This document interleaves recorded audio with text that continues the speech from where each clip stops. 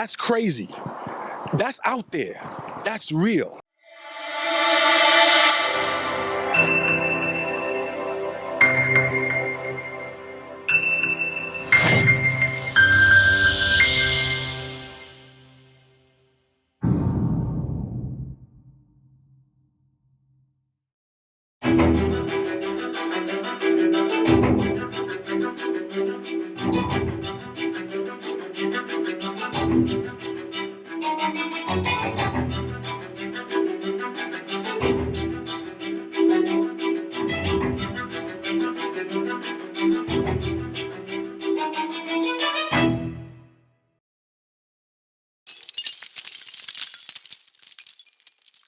This is Larry Nicholas of MCMinistries. Out here with the young students, Stone Mountain Seventh-day Adventist Church. We're going to go ahead and just talk to them a little bit about what's going on in life right now, what's happening in our in current events, and the National Sunday Law, the Mark of the Beast. All right, so here we go. How do you feel about climate change? I don't necessarily understand it. Don't understand it. Say it again. As much as I should. Okay, don't understand it. How do you feel about climate change? It's changing, I guess. It's changing. The climate is changing. And it happens every 3 quarters. You got winter, spring, summer, and fall. Say it again. What? I don't know. I don't really understand it, to be honest. You don't understand it. Okay, no, that's honest answers. How do you feel about climate change? I mean, for what I've seen, climate change is like the earth getting warmer by a certain degree. Global warming and things like that. Ice caps melting. Have you seen the ice caps melting? I haven't seen it myself. But that's what they're telling you. That's what they told me. All right, do you believe it? I don't even know. Good answer. How do you feel about climate change? I don't even know, to be honest. No, those are good answers. Say it again. I don't even know, to be honest. Those are good answers. How do you feel about climate change? It's very imminent. People need to know about it. People need to do something about it. So, yeah. Have you ever heard of climate change? Of course, yes, definitely. How do you feel about climate change? I mean, I think it's pressing issue. It's a pressing issue? Okay. Is there something that you think that needs to be fixed?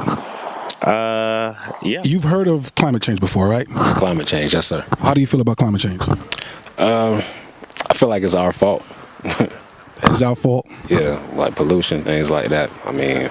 All right, so if you get rid of all the people in the world, do you think, it's going to help with climate change? No, because we're supposed to be here to take care of the world, and I don't think we've been doing a good job of that. So how do you feel about climate change? Since you know about climate change, how do you feel about climate change? I feel like it's a very serious thing that I don't think a lot of people are, I don't want to say that they're not aware, but they just don't take it serious. They don't see the immediate effects of it, even though there are immediate effects of it. I guess they're not as direct right now, but I think it's a pretty big deal. Okay. What do you see as immediate effects? What do you? I mean, an immediate effect or a direct effect, I would imagine, would be something that's major, devastating. Earthquakes, volcanic eruption, or something like that. I would think that would be considered more direct. Have you heard of the Green New Deal? I have, yes. Have you heard of the Green New Deal? Yeah. How do you feel about the Green New Deal? Not educated on it. Not educated on it. How about you? I never heard of it. Never heard of it. You? I've never heard of it. Never heard of it. How about you? Never heard of it. Never heard of it. How about you? Never heard of it. Have you heard of the Green New Deal? I heard of it, but I'm not knowledgeable enough in it. What do you think about that? I haven't gone deep into it, but from what I've heard, it has some positives and negatives. The Green New Deal is set up to change our economic stance. They say that it's going to help to cut our carbon footprint, right, by 2025 and even to 2030 to about 0 emissions. All right, so I know you've heard of Pope Francis. Yeah. Somewhat, yeah. There's also something called the Laudato Si. Have you heard of that? Not at all. No. Have you heard of that? No. You? I have not. Have not. Have you heard of that? Nope. Have you heard of it? No. Have you heard of the Laudato Si? No, sir. Anything that Pope Francis says and does, should we be a part of that and believe in it? Depending on what it is, I think it depends. I think it depends. Have you ever read... have you ever heard of something called the Laudato Si? I haven't. The Laudato Si is an encyclical written by Pope Francis. And what it is he is saying that because of our climate and the issue with climate change, we need to have a day, one day to rest.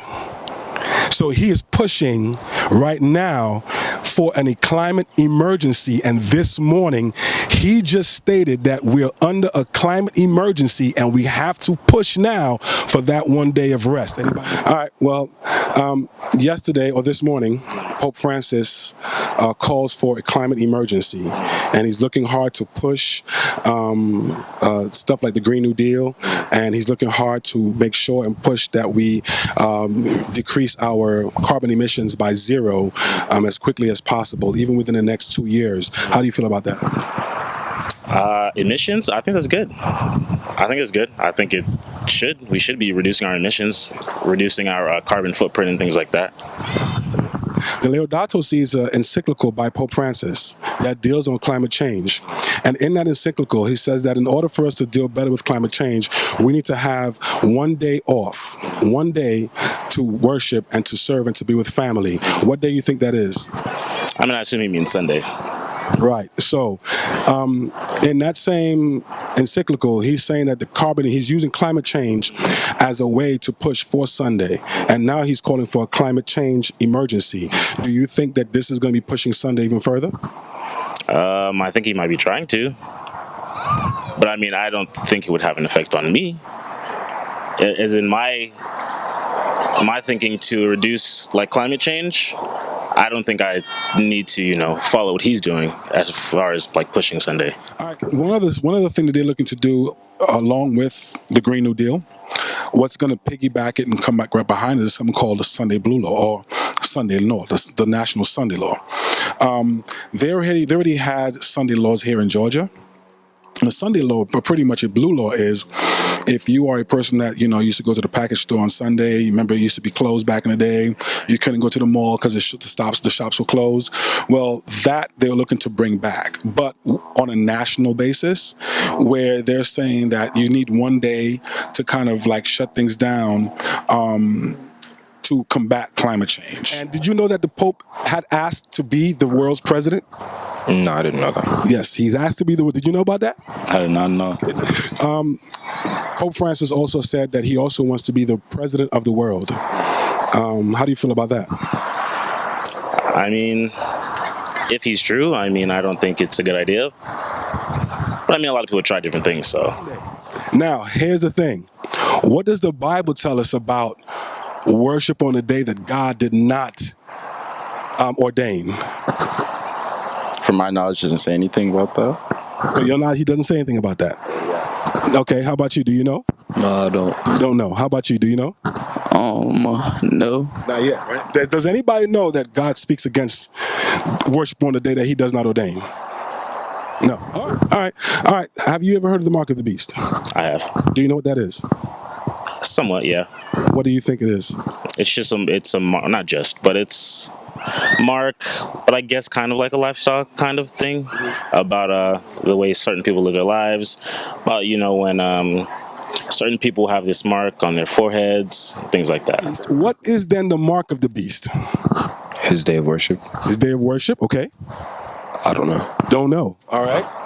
I'm not entirely sure. Not sure. I'm not sure either. Not sure. I don't know. Not sure. How about you, brother? Same with him. Day that we worship the beast. So it's a Sunday law, though. The thing is, you must go to church on Sunday. That's the situation. How do you feel about that? I don't think that's fair. Like, is it a law that the churches are pushing, or is it a law that the government is pushing towards? So what's going to happen is the church is going to force the government to pass this law. Just read what you see there in the highlighted area for me.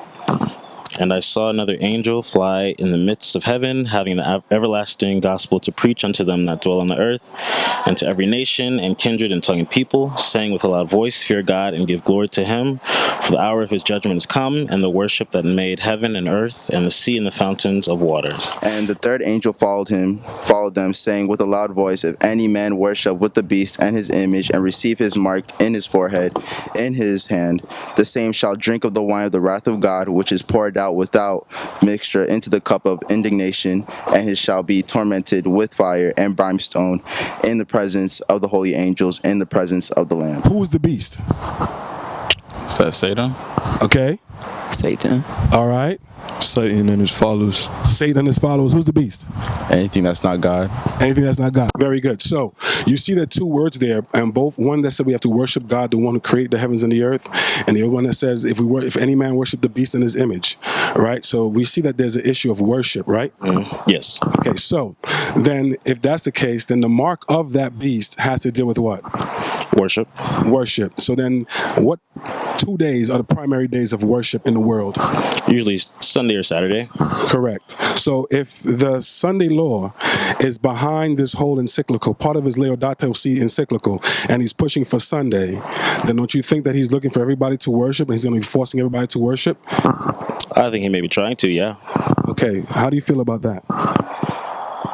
I mean, it kind of is what it is to me. I mean, different people try to worship on different days. I mean, the problem I have is if he tries to, like, physically enforce it, that's when I have a problem. But if he just wants people to worship on Sundays, I mean, that's his thing. I worship on Saturdays, so that's what I do.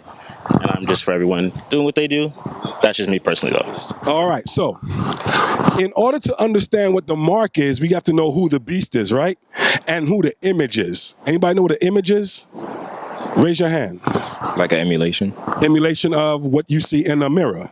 Correct. So, as you know right now, the beast is not Satan, but the beast is a power or a government or an entity, right? That's what the beast represents. Say, for instance, what is the national animal of America? The bald eagle. The what? Bald eagle. Bald eagle. Is that a beast?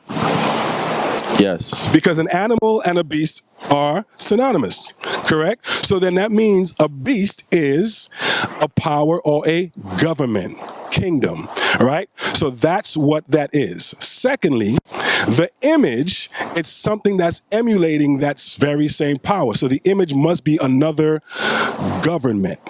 Have you heard of the National Sunday Law? I have. Don't you think it's going to become a law? I think it could be. I think a lot of things could happen. Once it becomes a law, well, don't you think that is going to be something that's going to be forced upon the people, that they have to do it? And if they don't do it, then there's a consequence? I mean, that's saying if he becomes the president of the world and things like that. So I think a lot of things have to happen for that. But I mean, if all those things happen, then yes, I could see it. But until then, I can't visualize it now. Well, I'm going to leave it there, man. Thanks a lot, Khalil. I appreciate it, man. I'm going to give you a book called The National Sunday Law. I've got a book here called The National Sunday Law. And it's your free gift just for participating. Take a look at that. That gives you much more information as what's behind the scenes and who are the people, who the players behind the scenes. I want you guys to each have one of these books. And please, don't just drop them in your bed. Put them somewhere. Read them. Please read them. Al, I'll get you an extra book, Al. Oh, there you go. Everybody got a book. Good. And I'm going to have you read that. All right? To God be the glory, man. Thanks for the interview, man. Appreciate it. Thanks. Larry Nicholas again, man, just here with the young people of Stone Mountain Church. Hope you guys caught all of that. And we'll be right here on YouTube. God bless you.